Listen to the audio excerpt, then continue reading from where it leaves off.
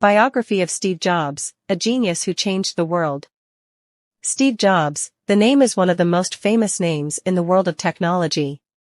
Steve Jobs is one of the main characters among those who contributed the most in bringing computers and technology to the current position. We all know him as the founder of Apple. His contribution to technology is not unknown. But how many of us know the person Steve Jobs? How was he as a person? How were you as a son, as a lover, as a father, as a business partner, or as a friend? In addition to the story of technology, this article also details these issues. There is nothing new to say about his contribution to technology. We all know more or less about his contribution.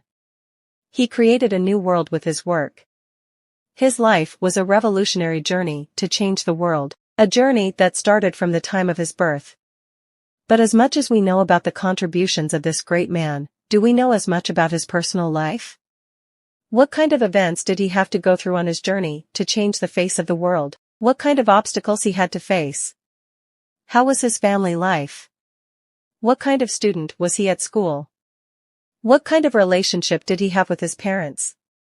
He himself, or how was the father? Apart from Apple, he owned the majority of shares in one of the largest companies in the world. Do you know which company that is? What were his last words before death? Jobs' life is actually very much like a movie story. And several movies have been made about him. Several books have been written. However, to know about his life at this moment, it will be possible without reading a few long movies and thick books. From this article you will know the unknown facts of the life of Steve Jobs. Steve Jobs at a glance. Stephen Paul Jobs was an American inventor, designer, and co-founder, CEO and chairman of Apple Computer. Apple's world-famous products iPod, iPad, iPhone, iMac are considered as the beginning of modern technology. Behind all this was his direct contribution. Jobs was born on February 24, 1955 to two University of Wisconsin graduates who gave their son up for adoption. From an early age, Jobs was highly intelligent but aimless. Dropped out of college and experimented with various projects until starting Apple with Steve Wozniak in 1976. In 1985, he left Apple to start Pixar Animation Studios and returned to Apple as CEO 10 years later. Jobs died in 2011 after a long battle with pancreatic cancer. Total assets.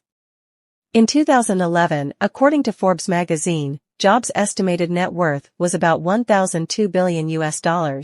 Most of these assets came from the sale of Pixar Studios to Walt Disney in 2006. But it is believed that if Jobs had not sold all his Apple shares when he left Apple in 1985, his total wealth would have been close to $3,006 billion. Publications and movies about Steve Jobs. Several movies have been made based on the life story of this tech icon. One of which is Jobs, produced in 2013 and highly criticized, and Steve Jobs, produced in 2015 and directed by Danny Boyle.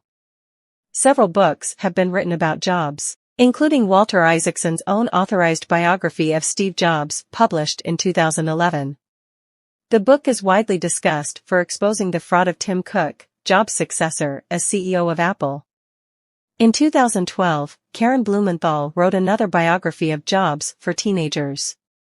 And in 2015, Brent Slender and Rick Tetzel co-authored Becoming Steve Jobs. Wife and Children.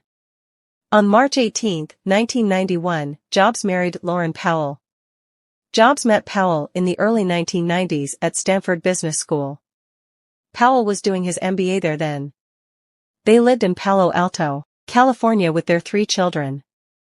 Although he didn't tell anyone much about his family, it is known that in addition to his 3 children with Lauren, he had a daughter named Lisa with girlfriend Chris Brennan at the age of 23. In court, however, he denied paternity of Lisa, claiming that he was unable to bear children. Chris' son was in financial poverty for most of his life, and Jobs had no contact with his daughter Lisa until she was 7 years old. Later, Lisa started living with her father since she was a teenager. Family and youth. 2 University of Wisconsin graduates Joan Seibel, later Joan Simpson, and Abdulfatah John Jandali gave their unnamed son up for adoption shortly after his birth. Jobs' biological father, Jandali, was a Syrian political science professor. His biological mother, Joan, was a speech therapist. Shortly after Jobs was adopted, the two married and had a daughter, Mona Simpson. Jobs learned about his biological parents at the age of 27. When Jobs and sister Mona found each other during that time, the two siblings developed a sweet relationship. At one point, Mona finds their birth mother, Jandali. Jandali used to run a coffee shop. Mona talks to her father without identifying herself. At one point of the conversation, Jandali told Mona, "I had a very big restaurant in Silicon Valley before. Everyone there used to come to eat there. Even Steve Jobs was a frequent visitor. He always gave a hefty tip." Even after hearing this, Mona did not say that the famous man who gave the big bakshish was actually Jandali's son. When Mona later tells her brother about Jandali, Jobs gives Mona a straight face, telling her father the truth. Jobs harbored a lifelong hatred of his father. However, he did not have this attitude towards Mother Joan, because he found out that Joan was forced to abandon her son at Jandali's insistence. Unnamed and given up for adoption, the newborn Jobs was adopted by a couple named Paul and Clara Jobs. They named their adopted son Stephen Paul Jobs. Clara was an accountant, and Paul, a former Coast Guard, worked as a machine operator. Paul and Clara lived in the Mountain View area of California with their son. The area where they lived later became famous as Silicon Valley. As a child, Jobs worked with his foster father on electrical equipment in their family garage. Paul showed his stepson various techniques for opening and installing electrical equipment, which instilled in the boy Jobs an interest and confidence in machinery and technology. Education. Although Jobs always had a keen intellect and inventive spirit, he was never satisfied with the typical education system during his childhood and adolescence. At the kindergarten level, he used to do various kinds of mischief in school to get rid of boredom. One of his fourth-grade teachers even bribed him to make him study. Although he did not study, his results were always good, and the school authorities offered to his parents to send him to high school before he was of age. But Paul and Clara did not respond to that offer. After finishing high school, Jobs enrolled at Reed College in Portland, Oregon, but dropped out after 6 months and spent the next 18 months taking various creative courses. Jobs later said that he first became interested in typography while taking a course on calligraphy. In 1974, Jobs joined Atari as a video game designer. A few months later, he left the company and moved to India to seek spiritual liberation. Meet Steve Wozniak, Apple seedling. While attending Homestead High School, Jobs met his future business partner and co-founder of Apple Computer, Steve Wozniak. Wozniak was then a student at the University of California. Wozniak explained why he and Jobs worked so well together in a 2007 interview with PC World. "We both loved putting together electronics and digital equipment. Especially at that time, very few people had any idea what digital chips could do. I had designed a lot of computers before, so I was way ahead of him, Jobs, in terms of electronics and computer design, but we both had similar interests. Both of us had a different outlook and philosophy towards life." Apple Computer.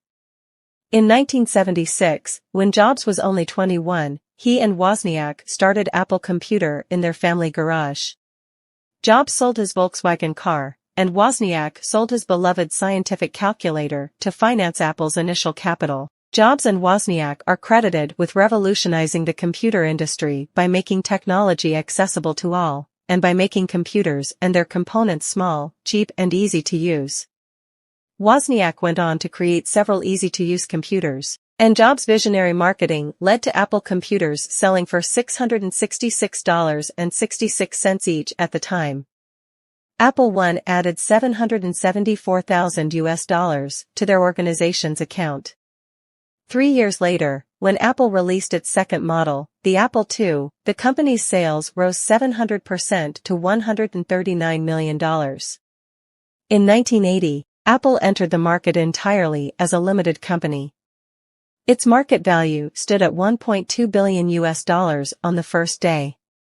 Jobs recommended Pepsi-Cola marketing expert John Sully to become Apple's CEO. Apple's next few products, however, disappointed customers due to design issues. At that time, IBM outsold Apple in sales, and Apple had to compete in a market dominated by IBM computers.